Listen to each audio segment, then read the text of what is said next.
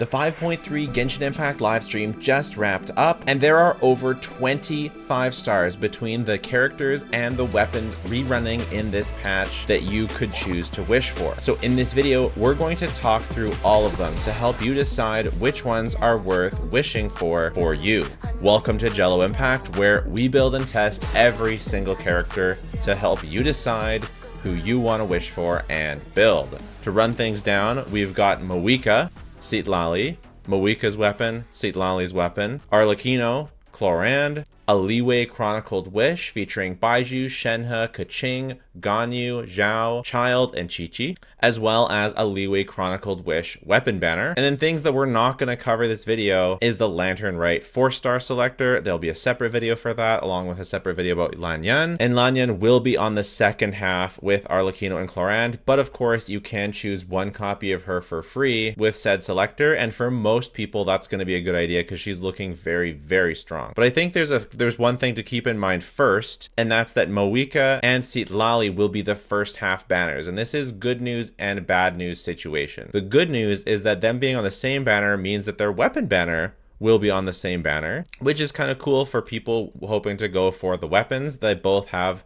pretty good weapons based on pre-release. Both are looking pretty good, with Moika's being one of the best generalist, if not the best generalist claymore by a long shot in general, and is worth getting for most claymore DPS enjoyers, that for characters that like don't have a specific signature weapon, or if you just want a generalist weapon for a bunch of claymore DPSs and you don't have one. And then Citlali is going to be a strong buffing option for herself. Also, both of them being released at the same time means that we're going to be able to see how they are together right away, which is useful for those people considering getting them both. You may be getting Citlali to use with your Moika, and I'll be able to test that immediately with them together. So that's really cool.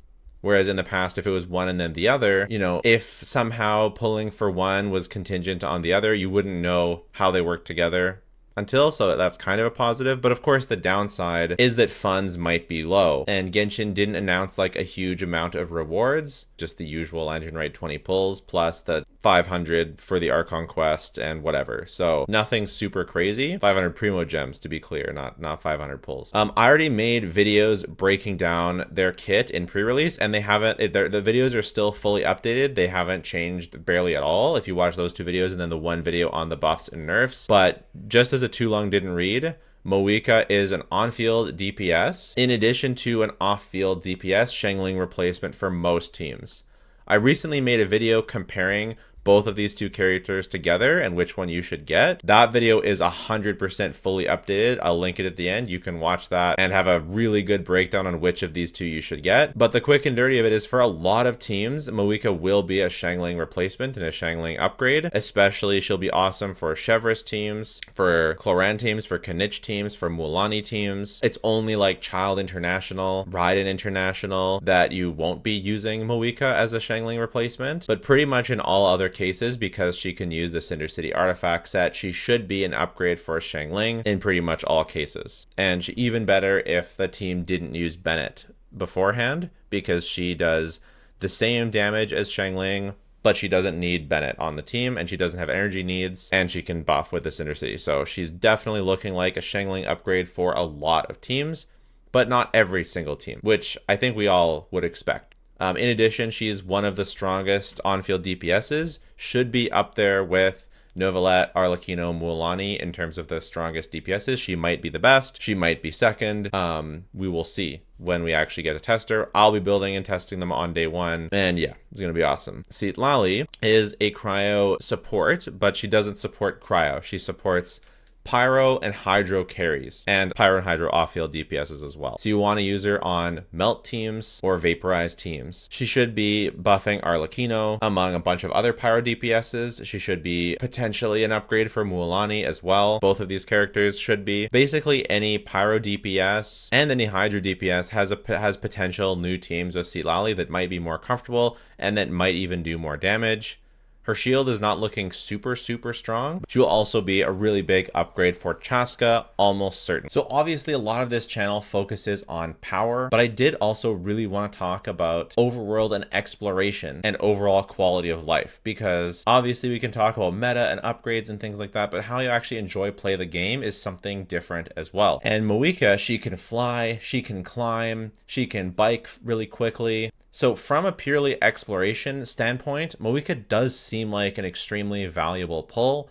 So if you're someone who is interested in exploration and maximizing the fun in that, then Moika is probably a really good character to get. Obviously, a lot of people, including myself, are not super happy with the bike aesthetic. I think it looks cool when the wings come out when she's flying, and it's kind of got that dragon theme. I get what they're going for. For me, it just doesn't mesh with the world. But again, that's not to dissuade you from getting her. And if you're a fan of the bike, that's totally awesome. I'm happy for you. And I think that if it's important to keep that in mind when you're wishing for characters, is that how do they fit into my overworld team as well? And being an on-field and off-field DPS and a character that's going to help you a ton with exploration, not just in Natlan, but forever, Moika seems like overall a ridiculously good character to pull in terms of just overall value. A very impressive kit in terms of value.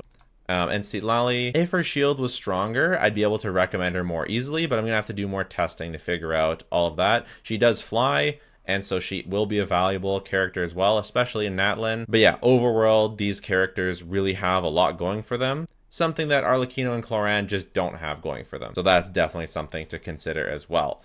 Also, there were originally rumors that Citlali and Moika banners would last the whole patch, but it seems like that's not going to happen. So that's a bit unfortunate. But yeah. Oh boy. Next thing to consider is that Arlecchino and Clorinde are rerunning. These are both on-field DPSs, and they strictly do that. So if you're looking for a better general pull, Moika is the better pull than Arlecchino, because even if Moika is a slightly weaker DPS, being able to be an off-field damage dealer and as a holder of the Synchronicity artifact set as support makes Moika just always the better pull than Arlecchino, and that makes sense. That's not to say that Arlecchino is useless or bad or anything like that. It's just if you're looking for value, Moika just has more value. Even if she's a slightly worse DPS, which it's not looking like she will be necessarily. I think the only caveat is that Arlecchino arguably has a more flexible teams, because if you want to use DPS Moika, you pretty much need Shelonen, whereas with Arlecchino has lots of teams that are very close in power. And Clorinde is an extremely strong and extremely underrated DPS, in my opinion. I think she comes close to the level of Arlecchino, although does not hit it. I still currently have Arlecchino in the top tier of DPSs, and I have Clorinde one tier below, but Clorinde's aggravate teams and her Chevreuse teams are both extremely good. The aggravate teams just got a buff with Shelonen, at least in my testing. They are an improvement over Kazuha. They get another buff with Lan Yun, who is on this banner, because now you can run a 4-star option with a shielder and still run Nahida or something like that and have grouping. So maybe not a buff, but another side grade option. And her Chevreuse teams are getting a massive buff with both the Pyro Traveler and Moika coming out that will both be upgrades for Clorinde. They will be less comfy to play than Thoma, but they should be really sizable upgrades and should put Clorinde's DPS even closer to that of Arlecchino, although it's possible that Clorinde's best team with Citlali will also put her even more above, but I digress. Clorinde is an extremely underrated DPS. Probably one of the most, if not the most underrated characters in the game. I will say that her weapon, I have her weapon, and it is a pretty big jump for her. So if you don't have her weapon, she does lose more than other characters. But even still, when I use Lion's Roar on her, it's still extremely good. And Finale of the Deep is a solid craftable. I think Clorinde is the better character than Raiden, although Raiden does have Hyper Bloom and things like that. But that's just my opinion. And as the number one Raiden simp / Clorinde simp, I don't know, even getting C2 Raiden, my Clorinde teams often still outperform my C2 Raiden teams. And you can say skill issue all you want, but Clorinde's multi-wave is just extremely good. And Genshin is just absolutely in love with multi-wave content right now. It is a massive thing. So, but all this to say, this is not to convince you to pull for Clorinde. I don't think she's that valuable or that great as a pull. She's just one of the strong DPSs. I did want to talk about it because how underrated she is, and I don't want you to hear from anyone not to pull for Clorinde because she's not that good. She is extremely good, as is Arlecchino, and they are both very strong DPSs, and you can go for whichever one you find more fun to play. The next thing to consider is that Lantern Rite has brought us a Liyue Chronicled Wish. So that's just a lot of characters to consider. An absolute ton. Baizhu is not really a recommended pull at all anymore.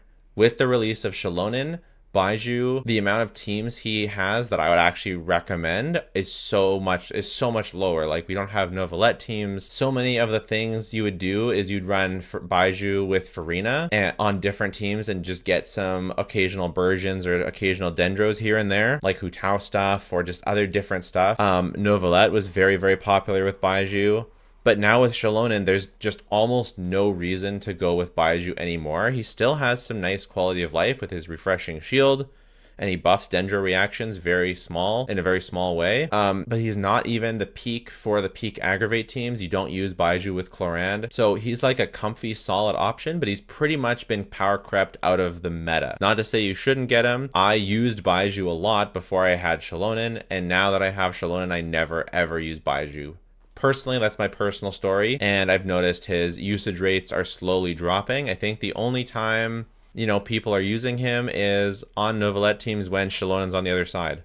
But now we have Citlali. That should also be a better option than Baizhu on Novelette teams, so I would highly recommend not getting Baizhu for Novelette and getting Citlali instead, if you're considering someone to get for your Novelette team. Shenhe, another sad case of power creep. Obviously, she's out of the basement. She's finally back. It's been absolutely forever since we've had Shenhe, but she's not a meta pick anymore. You basically just get her because you like her. She's like a DPS in the sense that you only get her if you like her. She works best with Ayaka, although you can use her with Ganyu and Wriothesley. It's not super recommended. Wriothesley just really would love to melt, so using him with Xiangling or possibly Moika is going to be better than using him with Shenhe. Shenhe, I think she got a new team option with Chaska, so if you're like a Chaska enjoyer, Shenhe Chaska is really quite good, but once again, Citlali should be better for Chaska, and I don't think using them together is going to be particularly good, although I will try it, and I am really, really hoping for the best with that one, but I'm not holding my breath. Keqing, obviously not worth wishing for, because we have characters like Chlorand, but if you really love Keqing, then obviously now's your chance to get her. Ganyu, generally worse than Wriothesley, mostly because of quality of life. If you're into reset impact, maybe. I think the consensus is that Moika will probably be too slow of pyro application to really work with melt, although I will definitely try it and let you know. But Ganyu does still have some off-field like supportive capabilities that you can use her burst. She can hold elegy for the end. Not really that good in those roles, but it's all right. I kind of like the Ganyu, Farina, Bennett, Xiangling teams. I think they're kind of pretty good. She's still solid, but she's definitely not like super recommended. Zhao is a solid DPS.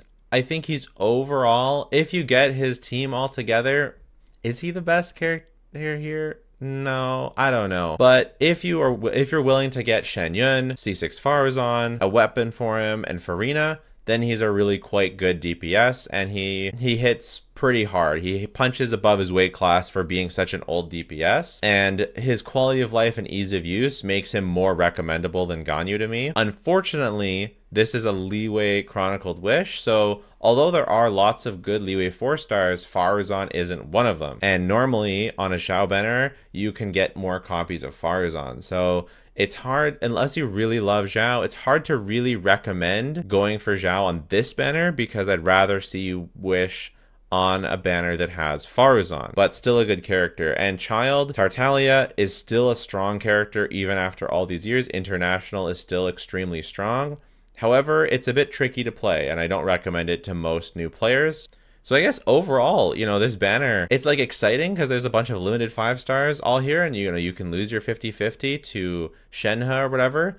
But these are old characters now, and obviously Chi-Chi is Chi-Chi. So being old characters, they also don't have that good of constellations, and then Baizhu also doesn't have that good of constellations. So Baizhu, Shenhe's are okay. Her C1 at least gives her more energy, so it's easier to use her weapon, but it's like, and the 2 charges is nice, but not all teams can use it very well. And even on Ayaka teams, it's like good, but it's not like the new C1s like Moika C1, you know, Arlecchino C1, stuff like that. It's like all right. Keqing doesn't have good constellations. Ganyu's constellations are okay. Zhao's are terrible. Tartaglia's are pretty bad too, and Chi-Chi's are absolutely awful. So overall, the Chronicled Wish, you know, the more that I look of it, is a complete skip for most players. If you want one of these characters, it's very nice that all of them get a rerun right now. You know, if you've been waiting for Ganyu, I would say, okay, none of them are worth it for meta, but Baizhu at least will give you some account value if you don't have and don't want Xiaolonen. Ganyu is a solid DPS, if not a bit hard to use. Zhao is a good DPS, but he requires a lot of support. Tartaglia is a good DPS, but is hard to use. And yeah, Keqing and Chi-Chi are standard. So overall, oh yeah, and remember, don't wish for Keqing or Chi-Chi because you can wait for the free 5-star selector that'll come, that they promised will come every single year. So it will come. So don't wish for Keqing and Chi-Chi. And yeah, how it works is if you lose your 50-50, you can get one of the other characters, and it's nice, it's cool to, you know, wish for child and lose your 50-50 to Ganyu, but I just don't think that these characters are quite good enough. If there was Yelan on this banner, things would be different. You know, wishing for Yelan and losing to Baizhu, that sounds pretty cool. Like, yeah, so it's nice that we can rerun more characters faster, more characters are coming out of the basement, but it's not nice that all the characters are sort of outdated, and they didn't announce. What I would like to see is like a lower pity on this banner. I would like to see, you know, 10 or 20 pity lowered, because these characters are not meta anymore, and to give people a better chance to get them would be really, really nice. I would have really liked to see a lower pity on this banner. Speaking of a pity, the 5-star weapons for the Chronicled Wish are even worse than the characters. Jade Cutter and Polar Star Bow are the only like really strong weapons on here, and that's just not worth, you know, now that the weapon banner is only 1 fate point, the Chronicled Wish weapon banner is looking much worse. That was the big selling point of the Chronicled Wish weapon banner before, is that it was only 1 fate point instead of 2, but now the regular one is only 1 instead of 2, and these weapons are like, Jade Cutter is really good, but a lot of characters do overcap on crit rate, so it can be a problem. Summit Shaper is terrible, Unforge is terrible, Calamity Queller is Shenhe's signature, and it's unfortunately just not very good on her. You almost always want to use Fav because she has such high energy needs, and her teammate Ayaka also really has high energy needs. So usually you're just going to be using Fav, although it is a beautiful weapon. I don't regret it, but it does make me sad that I can't really use it very well. Jadewing Spear is a good weapon. It's very good on a bunch of characters, Arlecchino included, but you know, Arlecchino's weapon banner is coming up, and that's a really good weapon on her. So it's not like you want to go for the Jadewing Spear. Zhao has other good options as well with Staff of Homa and a bunch of others. Baiju's weapon is really bad. Memory of Dust is really bad. Polar Star is one of the best weapons in the game, but there's a lot of good bows. So I'd rather just see you wait until it's with another weapon, or because you can get a different weapon. Like Child doesn't need Polar Star. Fischl's best weapon is Polar Star technically, but he doesn't need it. There's tons of good weapons. There's tons of good bows. Bows are a dime a dozen in terms of good bows. So just wait for, you know, a bow on a good weapon banner. It's gonna happen. And then Ganyu's bow, it's not even her best bow anymore. Hunter's Path, better for Melt. You know, Aqua, better for whatever. Yeah, so stay completely away from the weapon banner, in my opinion. And for the Lantern Rite Chronicled Wish, you know, if you've been waiting for a character, awesome. I'm not trying to dissuade you from wishing for them. I just don't want you to pull any of these characters thinking they're going to be an upgrade to your account, because there's better choices available. Other things to note, new skins, free skin for Xiangling, paid skin for Hu Tao, both look really pretty. Remember, Lanyan is free from the Liwei selector, and we will make a Liwei Lantern Rite tier list or selector guide or whatever, because these characters have had some changes, and it'll be nice to talk about all of these characters all at once. So subscribe for that. Make sure to enter the giveaway down below. Let me know your thoughts. Take care. Bye for now.